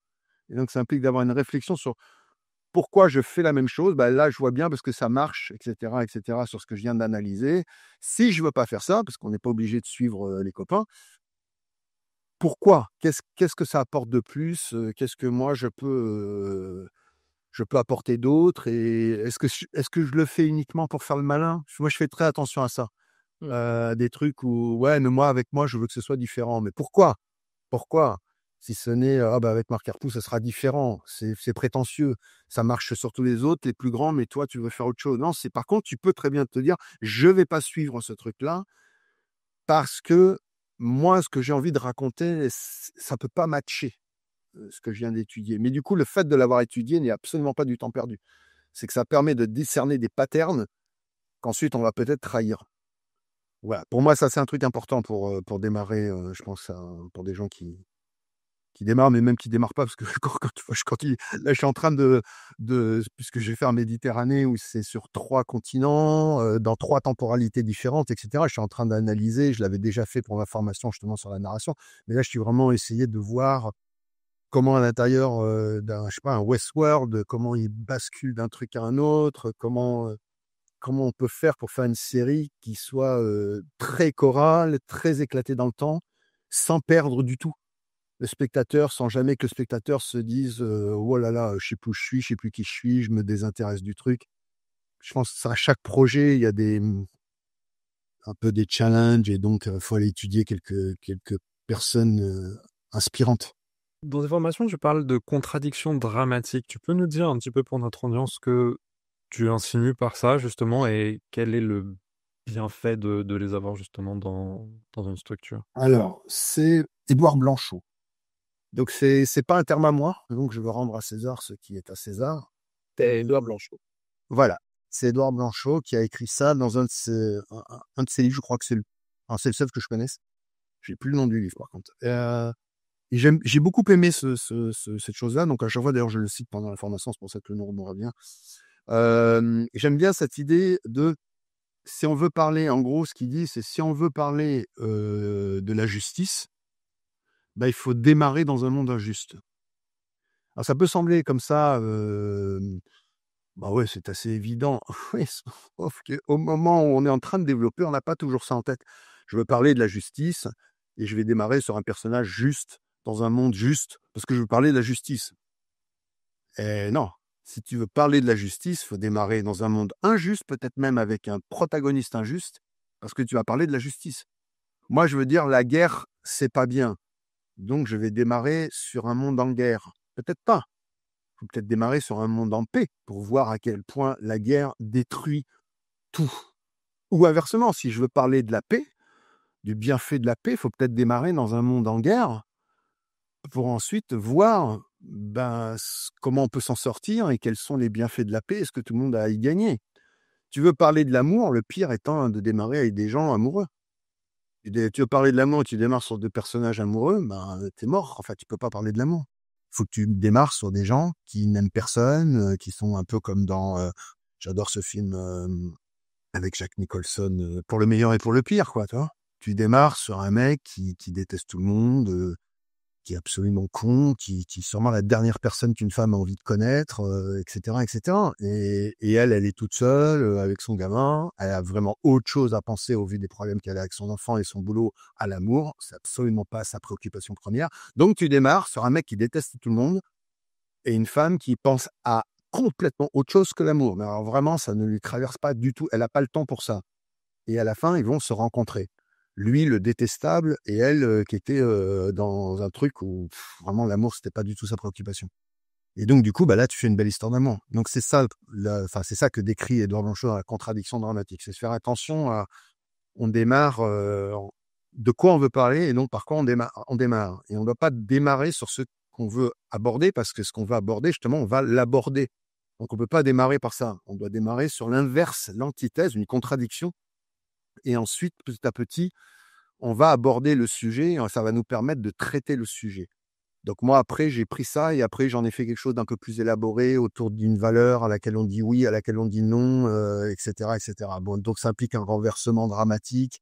Et je suis parti de ce constat que je trouvais très pertinent dans son livre et après, je l'ai développé un peu plus en termes de méthodologie, on va dire. Mais là, je vais pas avoir le temps de refaire ça, mais voilà, c'est ça l'idée et je trouve ça vraiment, ça m'a intéressé, c'est pour ça que je l'ai gardé, parce que je me suis dit, c'est souvent le défaut des dialogues qui expliquent tout, vient de là. Parce qu'une fois que tu as fait ta démonstration, quand tu commences à penser comme ça, ta démonstration sous un angle dramatique, tu n'as plus besoin d'avoir 2 personnes dans un bar qui sont là, oui, mais tu sais, l'amour, moi je considère que c'est comme une cigarette, ça se consume, blablabla, tu vois, bon, et tu vas faire des grandes phrases et des espèces d'allégories à 2 balles. Parce que, en fait, tu n'as pas abordé la thématique dans ta narration. Si tu l'as abordé dans ta narration, tu n'as absolument pas besoin de faire comme ça des monologues chiants. Très bien. Ah bah écoute, je vais continuer sur un petit peu sur les conseils d'écriture. Moi, je sais que le truc qui me fait toujours un peu chier, honnêtement, dédicace aux producteurs avec lesquels je peux travailler et écrire, mais c'est la création des personnages. Je m'explique, j'ai l'impression qu'un personnage, il est obligé d'avoir un trauma, il est obligé d'être divorcé, il est obligé d'avoir un secret de famille où ses parents ont été assassinés par un apprenti boucher, machin. J'ai l'impression que c'est difficile de concevoir un personnage qui démarre à qui va arriver quelque chose, mais qui n'est pas forcément porteur d'un trauma. Et je le vois tout le temps et je ne sais pas si, est-ce qu'on peut en sortir de cette boucle-là ou est-ce qu'elle est nécessaire d'avoir ce passif?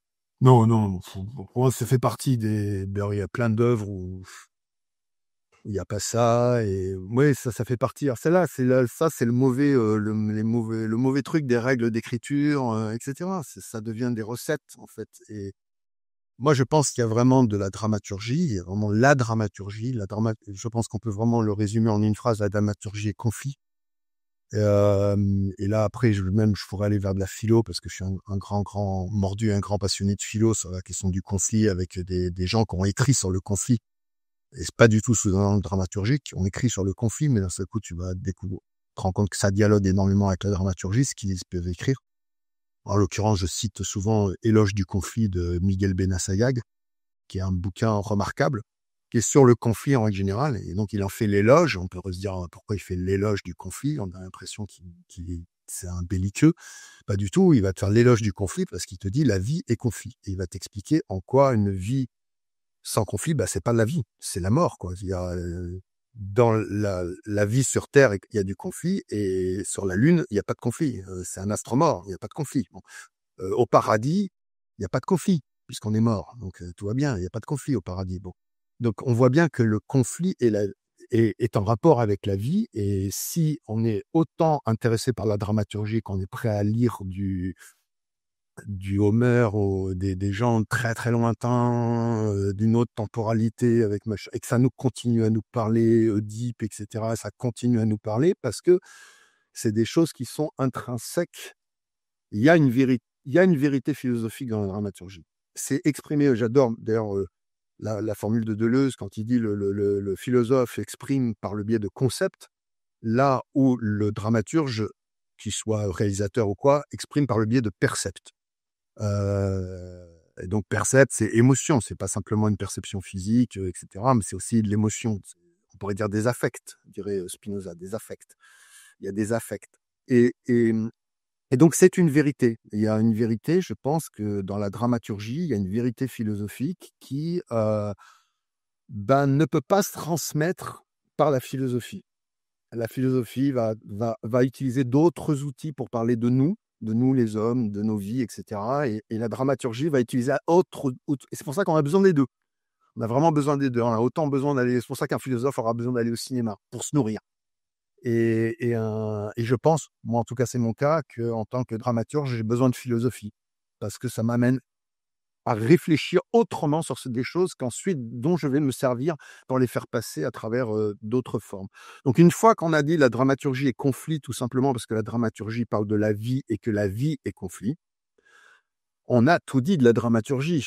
Le seul truc que la dramaturgie ne peut pas supprimer, c'est le conflit. C'est-à-dire que si ton histoire se passe au paradis, t'es dans la merde.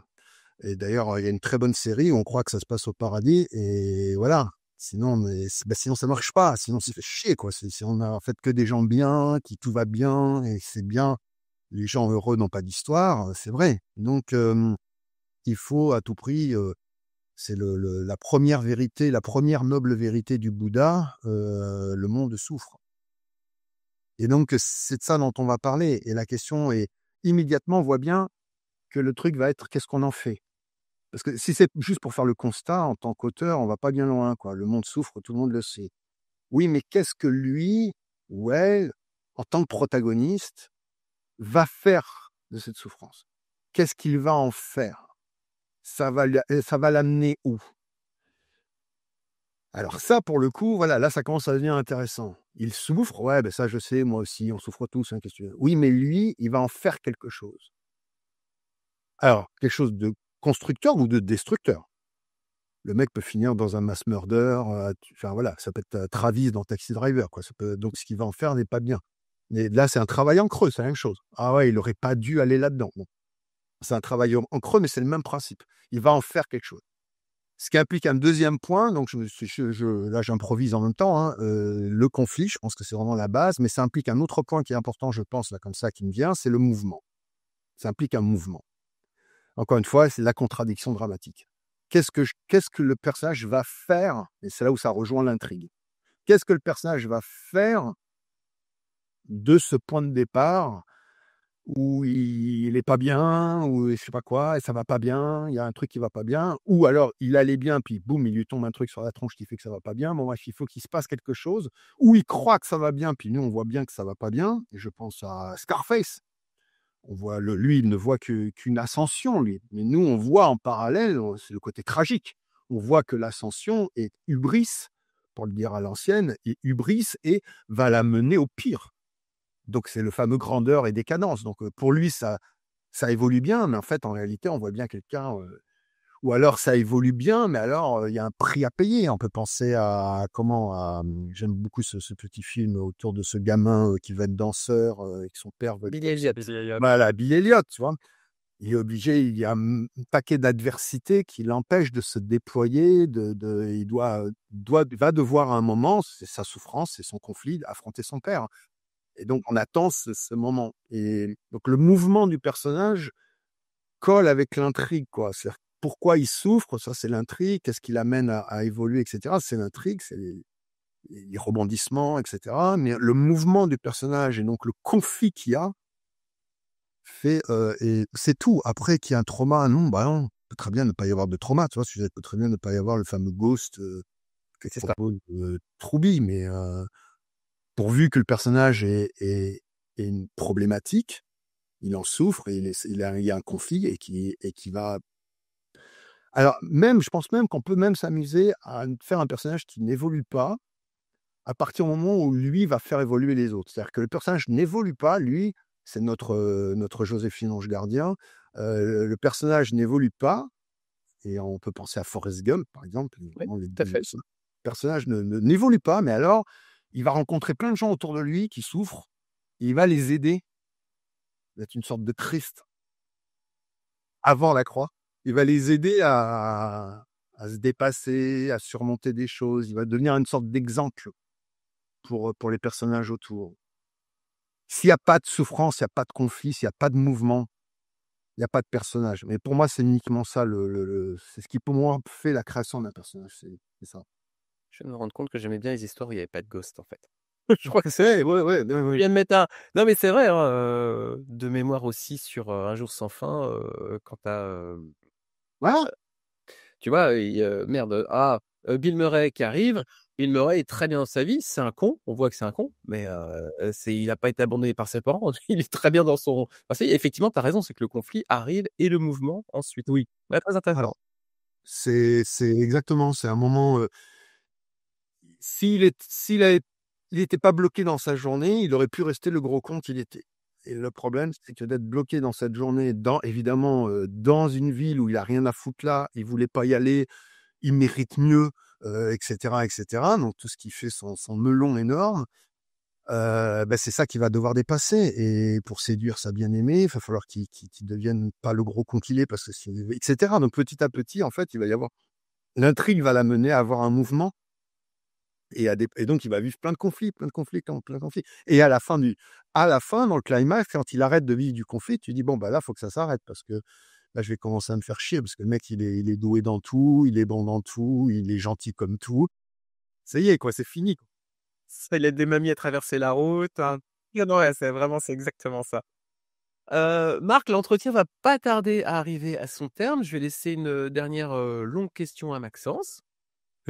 Longue question, je sais pas, mais est-ce que tu as des projets abandonnés que tu as pu écrire par le passé pour lesquels tu as un regret qu'ils ne se soient pas faits, justement, qui n'aient pas été plus loin, genre des projets bébés, en fait, qui n'ont jamais, qui ne sont jamais. Il y en a un, ouais, il y en a un, c'est... en plus, c'est pas une idée de moi, je parle du pitch, mais je trouvais le pitch tellement d'enfer. On a tellement bossé avec Sheila O'Connor que c'est vraiment juste que ça soit pas fait, surtout que j'étais vraiment convaincu que ça allait se faire. C'est d'ailleurs toujours Elephant qui allait droit, et je sais qu'ils se battent pour essayer de le faire exister encore aujourd'hui. C'est l'adaptation des Misérables de nos jours.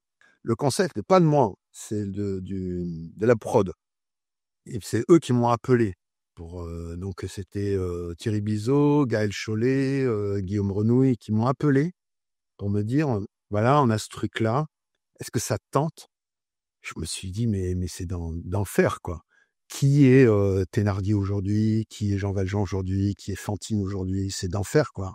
Et puis, on sait qu'on est, depuis maintenant une bonne quinzaine d'années, on est rentré dans un truc qui devient dur, en fait, socialement. Socialement, ça devient dur pour tout le monde. La classe moyenne morfe énormément, donc il y a guère vraiment. Faut vraiment être très riche pour pouvoir gagner beaucoup d'argent. En fait, c'est les très riches qui gagnent beaucoup d'argent, mais la classe moyenne, même aujourd'hui, même un cadre sup ou quoi, il peut très vite se retrouver dans la merde financièrement. Donc ça colle tellement avec avec l'époque du 19e, en fait, où il y avait vraiment des très riches et des très très pauvres, et une classe moyenne totalement inexistante. On est en train de revenir à ça, donc ça match très très bien. Et je me suis dit, il y a vraiment moyen de raconter des trucs d'enfer qu'il y a dans. Donc j'ai évidemment relu les 2000 pages de Victor Hugo en prenant des notes. Avec Sheila, on a travaillé vraiment dur pour essayer d'arriver au truc. Jean-Clavier de Lestrade, donc c'était avant Cendre, avait lu le projet, et ça faisait longtemps qu'on voulait travailler, lui et moi, ensemble.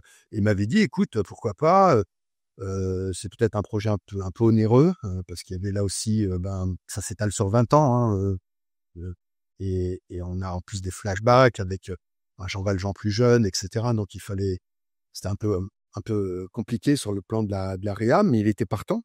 Donc je m'étais dit, ce projet réalisé par Jean-Xavier, enfin, je le voyais très bien. C'est quelqu'un qui est très attaché à la question sociale, un peu à la Ken Loach, tu vois, dans sa manière de filmer, de diriger les acteurs, etc. Les gens qui ont lu le dossier ont tous trouvé ça super, y compris des agents, qui pas des petits, je vais pas citer leur nom, mais voilà, les gros agents qui étaient susceptibles de dire écoutez, si vous avez besoin d'un tel ou d'un tel, j'essaie de le convaincre parce que je pense que c'est un projet qui vaut la peine, etc. Et, et on s'est fait foutre à la porte par tous les diffuseurs. Tous les diffuseurs. Donc je me souviens même de la réflexion que j'avais trouvé drôle parce que bon, vous allez voir, elle fait très prétentieuse, mais évidemment je le dis avec beaucoup d'humour. Hein, mais c'était vraiment une réflexion de la prod authentique. Hein, oh non, mais ça je vais parce que moi je doutais de la possibilité de le vendre facilement. Comme quoi je suis pas prod, hein, mais j'avais le pif au bout d'un moment, quoi. Et mais non, mais tu plaisantes. J'ai Jean-Xavier de Lestrade, Marc Herpoux et Victor Hugo. Je vais le vendre. Mais bah non. Non, non, non. Et même avec des promesses d'acteurs dedans, non, non, non, ça a été très compliqué. Et je pense qu'aujourd'hui, on parle toujours parce que c'est une évidence que le tabou premier, c'est le sexe, un peu la violence, et encore, tu te marres, hein, parce que quand tu vois le nombre de trucs violents qu'on voit aujourd'hui, bon. Mais soi-disant, la violence est encore un tabou, ce dont je doute. Le sexe, alors oui, ça dépend, mais en fait, des fois, ça peut être quand même être très attractif. On peut le voir avec les HBO, etc. Même chez nous, hein, il y a quand même le sexe. C'est tabou, mais on aime bien en parler, que ça fait venir du monde. Donc le vrai tabou, aujourd'hui, le vrai tabou, en tout cas en France, peut-être ailleurs aussi, mais le vrai tabou aujourd'hui, c'est la question sociale. Ça, c'est un vrai tabou. Voilà, ça, tu parles pas. Les miséreux, non. Ça, non. Voilà, c'est vraiment ça fait fuir. Ça, on n'en veut pas. Ça, et je trouve ça d'une tristesse énorme parce que du coup, c'est toute une partie de notre vie contemporaine qu'on ne peut pas aborder. Alors, tu peux l'aborder, mais alors, faut que ce soit une hyper toile de fond, tu vois. C'est OK, le mec, au début, il est pauvre, machin, mais il va se passer un truc qui n'aura rien à voir avec ça, qui va être d'autre chose.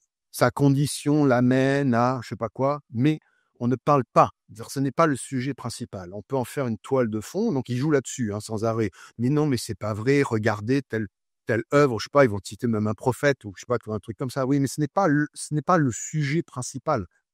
Et tu peux le faire un peu au cinéma, des mois Daniel Blake ou ce genre de choses, un peu au cinéma via des auteurs qui sont estampillés ça et en qui on a confiance et qui sont devenus des marques parce qu'ils vont à Cannes, etc., etc. Mais faire une série qui va aborder la question sociale, même avec derrière la figure de Hugo et l'originalité du concept, c'est très, très, très dur à vendre. Et ça, ouais, c'est un regret parce que je sais que c'était bien.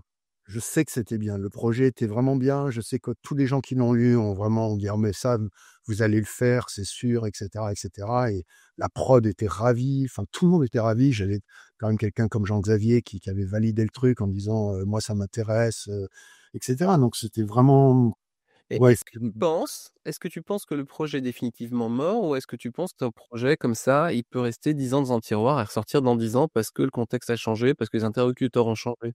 Je souhaite ça. Je souhaite ça, mais je pense que pour que ça arrive, on a trop souvent tendance à mettre sur le fait que des projets se font ou se font pas des questions de personnes. Et ça, je pense que c'est une très, très mauvaise façon de penser. Oui, Bidule, à telle chaîne, il est con. Non, Bidule, à telle chaîne, il est capturé par la chaîne, il est capturé par des choses, tu serais à sa place, tu serais pas mieux. Voilà. Parce qu'il a besoin de garder son job. Non, moi, je jette jamais la pierre sur les gens qui même me disent non ou essaie de me faire comprendre, ouais, tu sais, on peut pas le faire. Alors, tu es là, c'est des lâches. C'est compliqué, les gars, c'est compliqué. Même moi, c'est compliqué. Moi, en tant que scénariste, c'est compliqué. Donc, c'est compliqué pour le gars qui est dans la chaîne, c'est compliqué pour la prod. J'aime pas ramener ça à des questions de personnes parce que je pense que c'est faux. Ça ne se joue pas là-dessus. Il faut penser en termes de structure. Voilà. Et là, pour le coup, là, il y a des choses à faire. Il faut penser en termes de politique. Il y a des choses à faire. Là, par exemple, on peut dire en France, les chaînes ont trop de pouvoir, en règle générale. Voilà, ça c'est concret. Là, tu t'attaques pas à Pierre, Paul ou Jacques. Tu t'attaques à un truc précis. Dans d'autres pays, au bout de 2 dialogués, on te donne un feu vert. La chaîne n'intervient plus. Sauf si vraiment tu as fait un truc énorme, tu as montré une grosse bite à l'écran et que là, on dit oh là, mais non, on peut pas montrer ça. Mais autrement, on fait pas ça. La chaîne n'intervient pas. Chez nous, la chaîne intervient jusqu'à la fin du dialogué du 6e épisode et peut, à un moment, laisser tomber. Donc, ça fait une green light qui vient que très, très tard. Ça fait donc des prods très fragilisés qui sont, du coup, se retournent vers toi. Ah non, et tu fais pas le con, hein, il faut que ça se tasse, hein. Là, on en est au 4e ou 5e dialogué, on peut pas se permettre de. Donc, si là, il te dit, mets un chien, tu mets un chien, tu vois. Bon, donc, on est dans des choses c'est des captures, mais on peut revoir ces captures. Comme là, aujourd'hui, le problème n'est pas Macron, le problème est la 5e République. Ça fait longtemps qu'on devrait passer à autre chose. Et Macron n'est qu'un symptôme de problèmes beaucoup, beaucoup, beaucoup plus Oui, larges. c'est les conséquences. Voilà, Ouais. exactement, ce sont des effets. Et donc, s'attaquer aux effets en disant ah, c'est ça le diable, c'est complètement nul. Donc, je pense qu'il y a vraiment, oui, il faut regarder les structures qui font qu'on se retrouve avec un certain type de projet, toujours un peu les mêmes, et qu'on a énormément de mal. Et peut-être que si les mentalités, donc pour répondre à ta question, si les mentalités changent et qu'on commence un peu à revoir les rapports à l'intérieur de la profession, les rapports de force, parce qu'il y en aura toujours. Toute profession a des rapports de force. C'est le fameux conflit qui ne s'en va jamais. Mais comment ils se gèrent, ces rapports de force? Comment ils s'égalisent? Comment on arrive à trouver un équilibre, à faire qu'il n'y a pas tout le pouvoir d'un côté, puis les autres qui sont complètement des gratte-papier derrière. Donc, c'est ce truc-là qui doit bouger. Et là, en effet, un projet comme ça pourrait très bien revoir le jour. Parce que, en plus, c'était en plein gilet jaune, tu vois. Donc, c'était dire Ouais, il y avait un écho. ça avait été écrit avant. Donc, c'est dire à quel point on était complètement dans l'air du temps et à quel point, en plus, c'est une prod qui a eu l'idée. C'est même pas moi ou un auteur, c'est une prod qui a eu cette idée-là. Et c'est Elephant. Et donc, je trouve ça, c'était une belle idée. Il faudrait que les structures bougent pour que ça puisse, à un moment, pouvoir le ressortir des tiroirs. Eh ben, Marc, je te remercie beaucoup. Pour finir, on a un petit rituel. C'est les 3 petites questions rapides de Maxence. Même si je pense que nos auditeurs et auditrices ont entendu dans l'épisode peut-être quelques pistes sur tes réponses à venir. Mais je laisse la parole à Maxence. Et c'est ça, donc ouais, des petites questions au tac au tac, si tu peux, parce que bon, des fois, c'est plus facile à dire qu'à faire. Mais quelle serait ta série ou ton film favori de tous les temps? Ah oui, alors ça, c'est le genre de truc avec lequel je peux pas. Là. Tu top, mais un point sur Leftovers, mais Leftovers. Oui, ça fait partie des œuvres, majeures. Au cinéma, il y a aussi, il y a une œuvre qui m'a énormément marqué pendant longtemps. Pourtant, c'est assez loin de comme ça de ce que je pourrais écrire, mais c'est Les ailes du désir de Wenders. La liste de Schindler, écrit par Steven Zayan, magnifique. Ouais. Ouais, The Leftovers. Je peux être assez classique. En même temps, j'aime aussi des choses de la modernité comme Blow Up d'Antonioni. Évidemment, on va en parler de Lynch. Ben là, pareil. Moi, mon préféré, c'est The Lost Highway. Oui, parce que je trouve que c'est celui qui est le mieux écrit.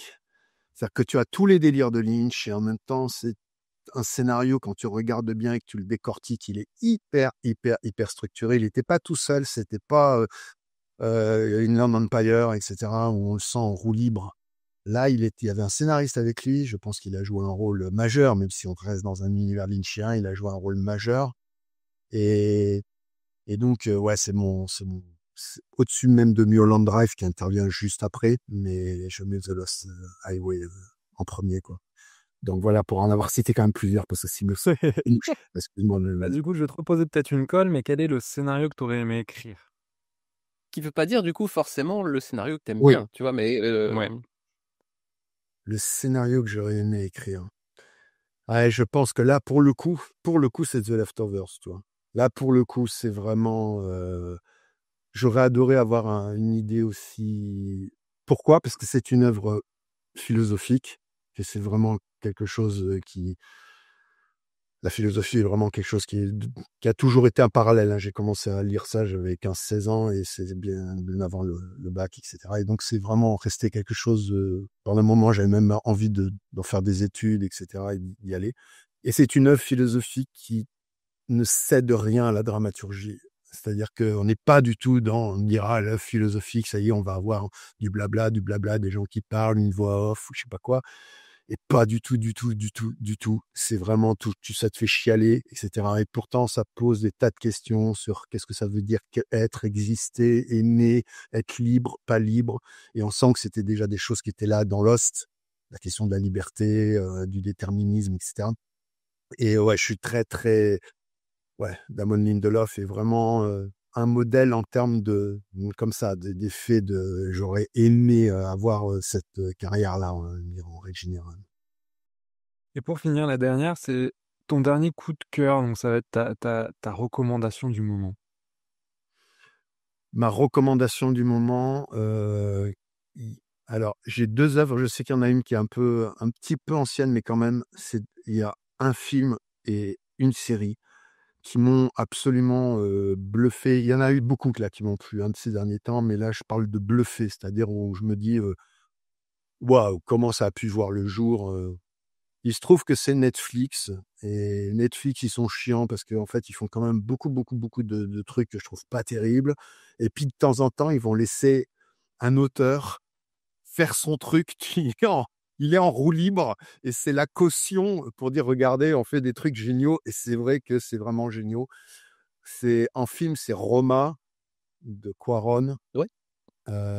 qui est où ça faisait longtemps que j'avais pas vu une œuvre vraiment atypique, atypique à tous les niveaux, quoi. Tu as l'impression de voir un Antonioni ou un Bergman, je sais pas quoi, tout en noir et blanc, avec personnage de petite bonne au Mexique dans les années 70. Enfin, le truc que tu n'as jamais vu, qui parle même pas espagnol, qui parle sa langue. C'est absolument génial, c'est touchant, c'est magistralement filmé, mixé. Enfin, tout est beau, tout est grandiose.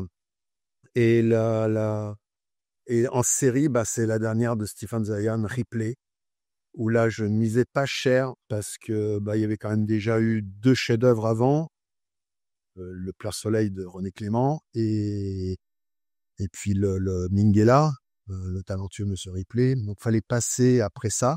Aussi, en termes de casting, fallait passer après du Alain Delon, du Matt Damon, du Jude Law. Et c'est bluffant. Là aussi, le fait de voir le tourner en noir et blanc, quand tu repenses à Plan Soleil ou à Minghella, enfin, t'es immédiatement l'Italie, le bleu, t'as du bleu partout, ça respire le soleil. Là, d'un seul coup, il te fait ça en noir et blanc. Tu te dis, mais qu'est-ce qui lui a traversé l'esprit? Et tu te dis, comment il va faire tenir? Ok, les films sont un peu longs, 2 heures, 2 heures et demie la plupart, mais comment il va faire tenir ça quand même en 6 épisodes? Enfin, ça va être long. Et en effet, quand tu vois le premier, tu te dis, mais il s'est pas passé grand-chose. Et en même temps, ça t'attrape. Et il te fait donc vraiment une autre proposition que les 2 autres. Son intelligence, c'est d'avoir fait, j'en dis pas plus, mais d'un replay qu'on a l'habitude de voir, autre chose, vraiment autre chose, et surtout celui dont il va prendre la place, j'ai oublié son nom, là aussi, autre chose. On n'est pas du tout chez Jude Law, le personnage de Jude Law, etc. On est vraiment autre chose, mais même la femme la compagne de Jude Law est traitée très différemment. Il a vraiment une autre proposition à te faire, à la fois scénaristique et plastique.